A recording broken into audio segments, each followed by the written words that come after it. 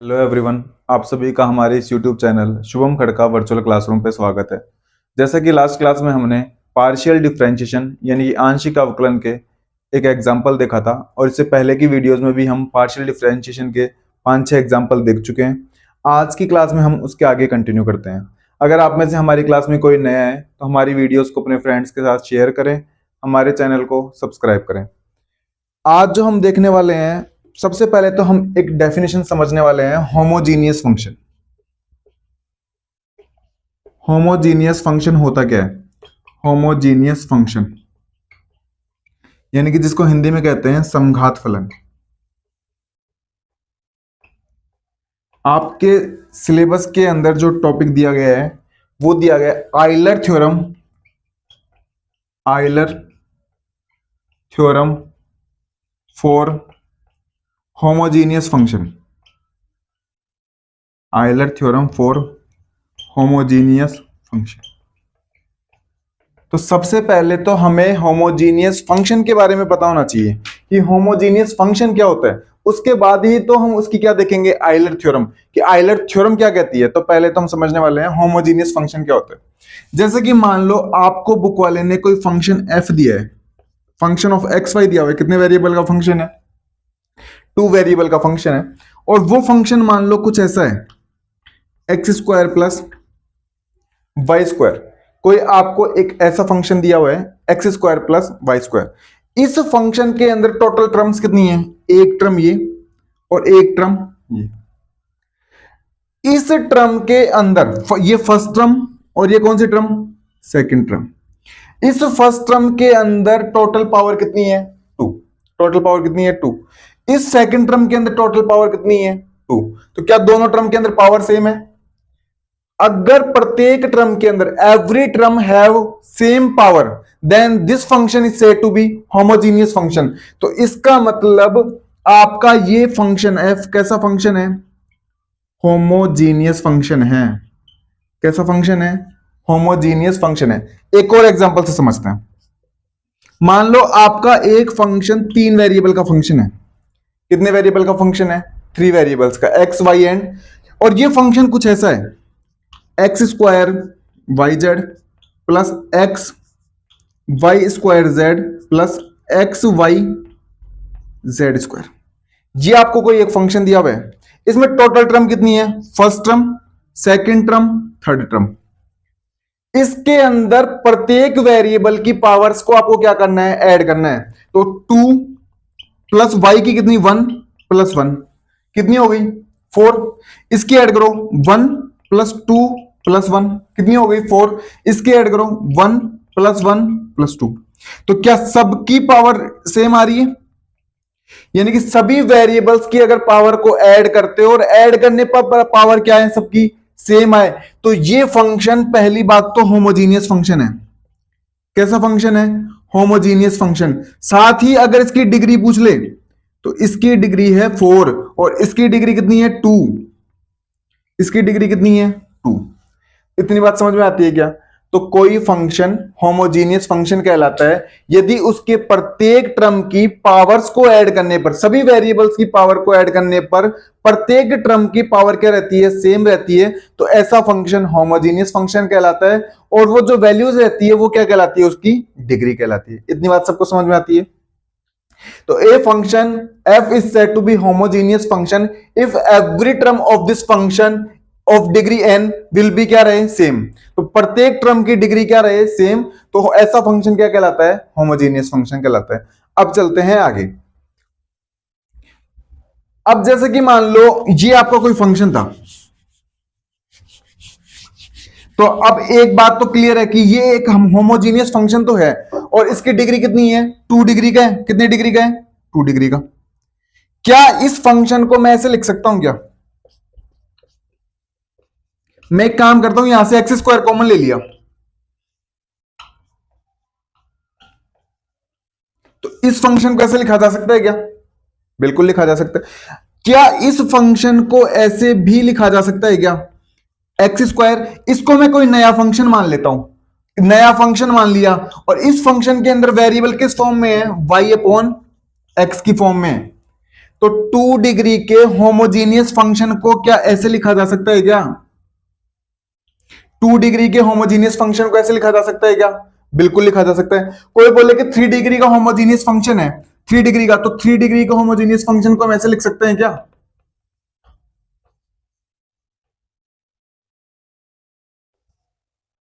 इतनी बात समझ में आती है क्या?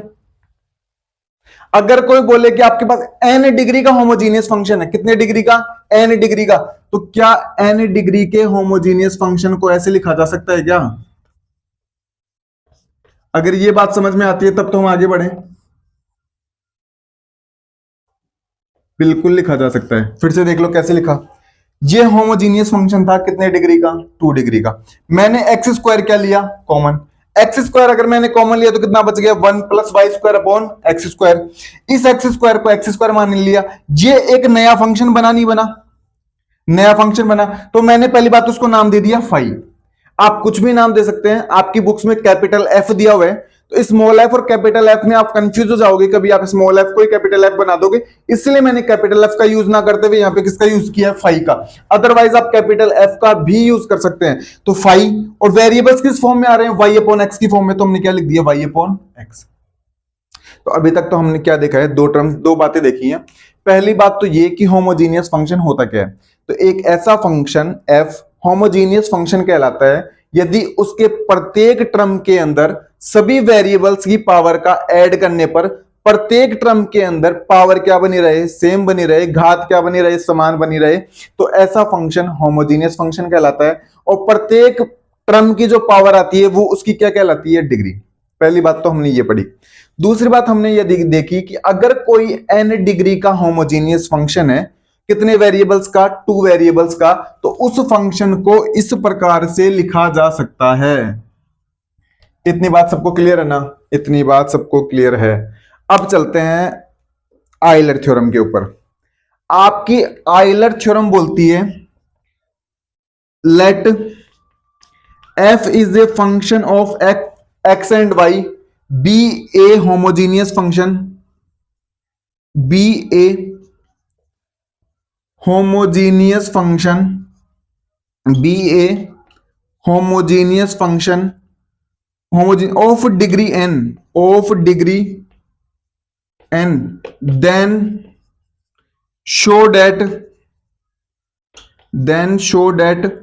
x del f upon del x plus y del f upon del y is equal to n F.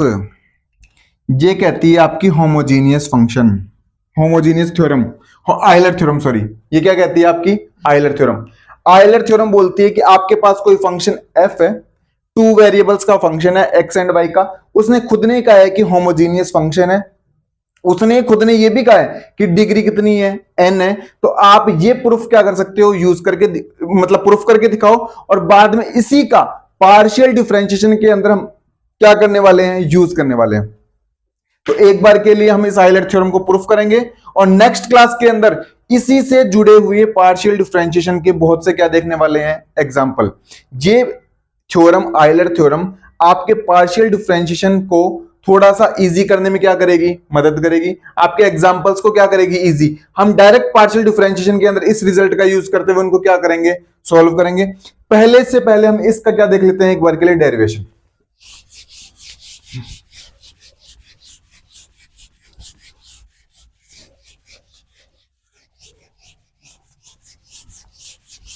Maths के अंदर आप चीजों को बिल्कुल भी रखने की कोशिश ना करें, बेसिक से चलें, बिल्कुल डेफिनेशंस के साथ।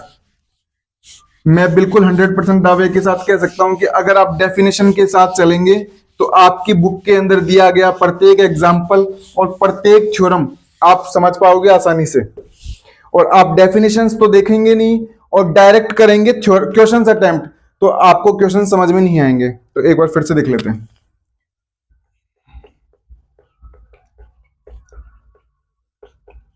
Euler theorem for homogeneous function,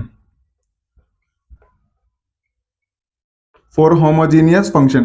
paper के अंदर, डायरेक्ट पेपर में आपसे ऐसी भी पूछी जा सकती है, या फिर वो स्टेटमेंट भी दे सकता है। Statement, if function of x and y be a homogeneous function of degree n of degree n then show that ये एन देन शो डेट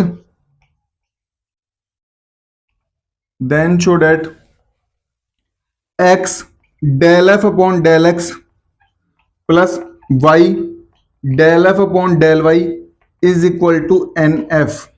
ये हमें क्या करना है, प्रूफ। तो चलते हैं इसके प्रूफ के ऊपर।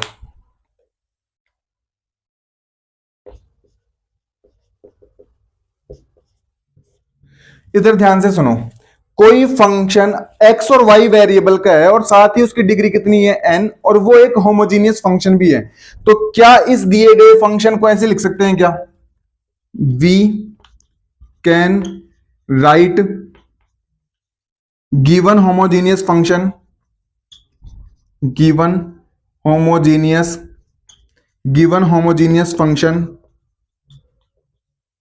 F x y of degree n as.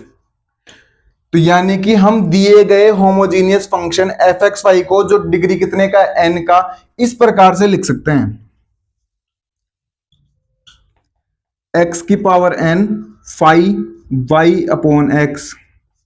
Equation number 1, ये हमने अभी डेफिनेशन देखी थी। अगर 2 डिग्री का होता है तो एक्स स्क्वायर कर देते हैं, phi of y upon x कर देते हैं। 3 डिग्री का होता है तो एक्स क्यूब कर देते हैं, 5 वाई अपॉन एक्स कर देते हैं। और एन डिग्री का है तो इस प्रकार से लिख दिया। अभी पीछे हमने होमोजीनियस फंक्शन पढ़ी तो वहां पे देखी थी ये बात।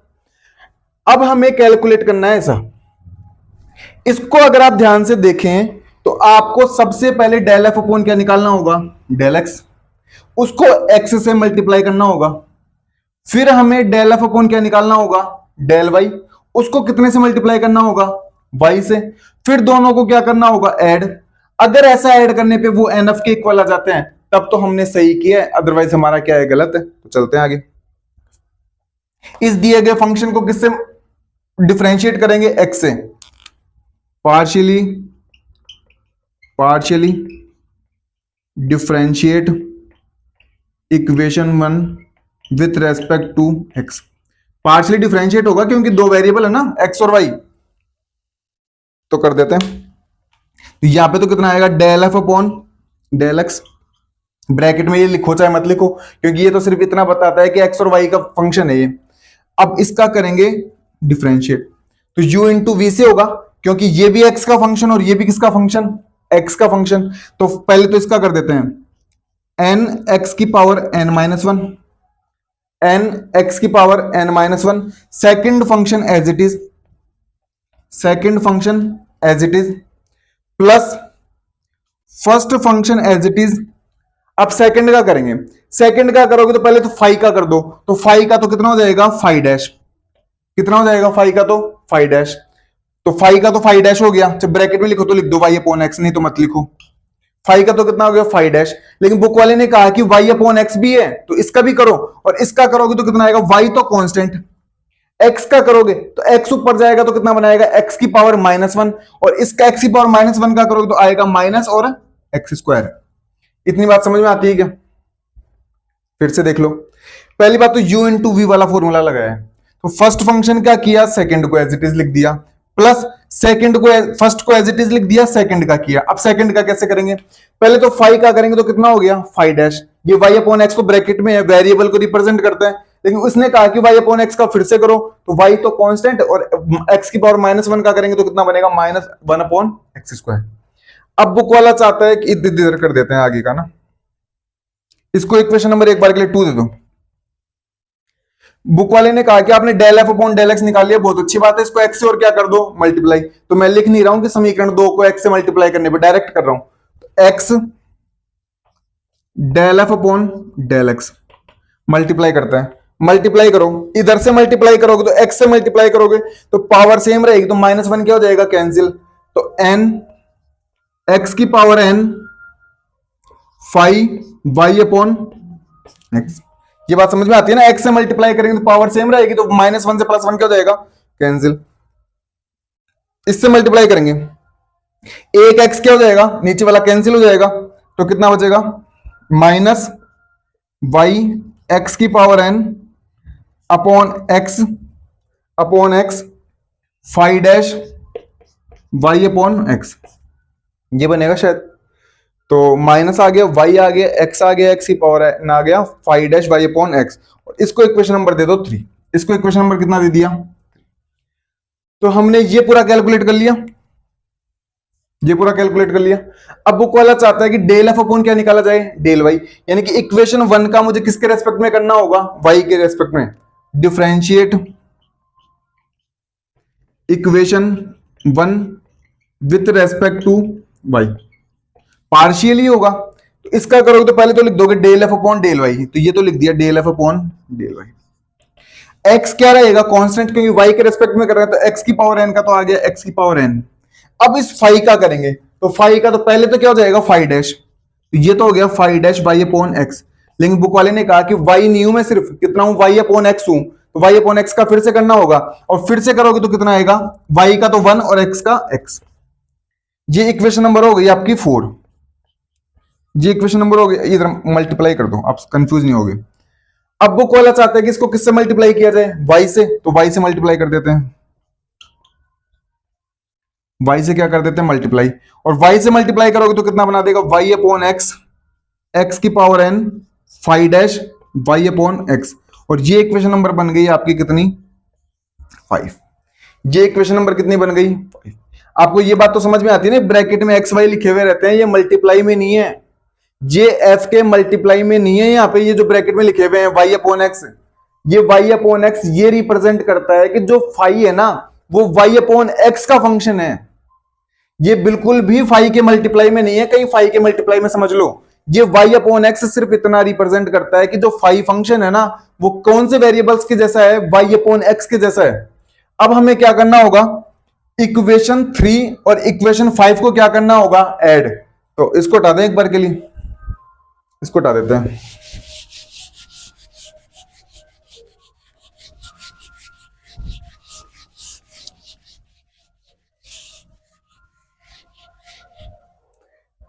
by adding equation 3 and 5, by adding equation 3 and 5, समीकरण 3 और 5 को क्या करते हैं, जोड़ते हैं। तो 3 और 5 को जोड़ोगे तो इधर तो कितना आएगा, x del f upon del x plus y del f upon left hand side में जुड़ेगी, राइट हैंड साइड में जुड़ेगी, तो कितना आएगा, n x की power n phi y upon x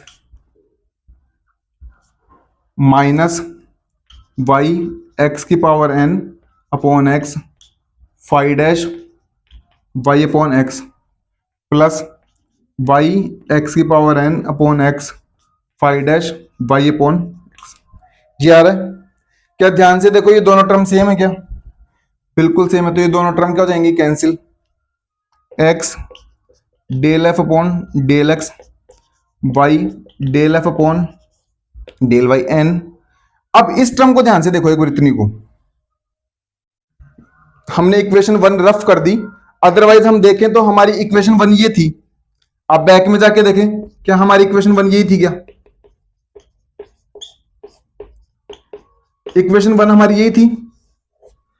तो क्या इक्वेशन 1 से ये पूरी वैल्यू एफ एक्स वाई की इक्वल आ रही है, नहीं आ रही, एफ एक्स वाई की इक्वल आ रही है, तो क्या इसको हम डायरेक्ट एफ लिख सकते हैं क्या, एफ एक्स वाई लिख दो तो एफ एक्स वाई लिख दो, तो एक ही बात है, और एफ लिखना चाहो तो एफ लिख दो। इस प्रकार से हमने आइलर थ्योरम क्या कर ली, प्रूफ, कौन से फंक्शन के लिए, होमोजीनियस फंक्शन के लिए। बुक वाले हमसे ये प्रूफ करवाना चाहता था और हमने ये क्या कर दिया, प्रूफ। इस प्रकार से हमने होमोजीनियस फंक्शन के लिए आइलर थ्योरम को क्या कर लिया, प्रूफ कर लिया। नेक्स्ट क्लास जो हमारी रहेगी उसके अंदर हम पार्शियल डिफरेंशिएशन यानी कि आंशिक अवकलन ही करेंगे, परंतु उन सभी एग्जांपल्स के अंदर हम यूज करने वाले हैं आइलर थ्योरम का। कौन सी थ्योरम का यूज करने वाले हैं, आइलर थ्योरम का। तो आइलर थ्योरम का आप यूज तभी ही करोगे जब पहली बात तो होमोजीनियस फंक्शन होगा।